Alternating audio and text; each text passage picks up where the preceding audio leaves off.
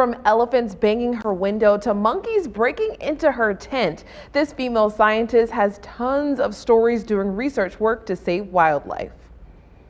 My first vulture bite was this very large, aggressive vulture, and I knew she was one of the aggressive ones because when the vulture regurgitated on me, when she vomited up 2 eyeballs from the wildebeest that she had just consumed. Oh my and that's goodness. like prime meat for a vulture. So she had this bird had gotten in there early and gotten the eyes first. Wild, right?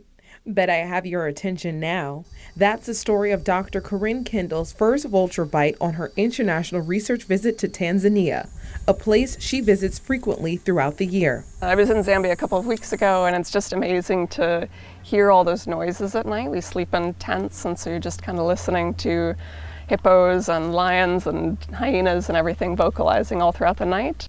Kendall is the curator of conservation research at the North Carolina Zoo in Asheboro.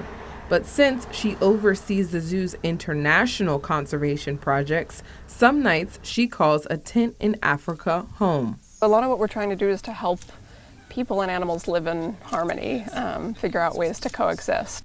Kendall is an expert on the African vulture. So this is one of the transmitters that we actually put on to the vultures. So part of what I do when I'm in the field is tag vultures. So this goes on like a little backpack right in between their wings, and it has solar panels on it.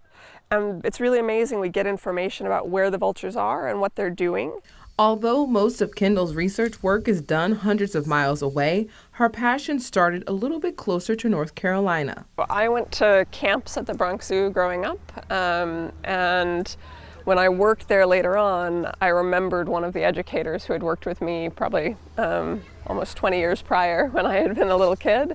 And it was so amazing to get to teach alongside him and learn from him as an educator after having learned from him as a small child in one of the camps as well. A full circle moment for Kendall. She also thanks her father for letting her be a curious child. He's the kind of person that would like stop and we'd look at scat when we were on a hike and try to figure out, what did this animal eat, and thinking about things and looking for footprints. And so I've just always kind of had that inclination towards the outdoors and towards wildlife. When I asked Kendall what encouraging words she had for young animal lovers, she said, I would just encourage people to get some experience, because I think it's hard to know which piece of it you like the best. I think often the passion is sort of around animals themselves, but you have to think about how the career is going to relate to that. So when we were sitting there talking, I said, what is it like being amongst the elephants at night and the hyenas? She's like, oh, they're just, at night you get to sleep, and the hyenas, you hear them, and you hear the vultures chirping, and you can hear the elephants. I'm like, and you're sleeping in a tent while all of this is around you? No. Yeah. She was very calm, even holding the bird that she had at the very beginning, and it was massive. We're sitting next to each other, and she's like, this is a vulture bite I just got 2 weeks ago.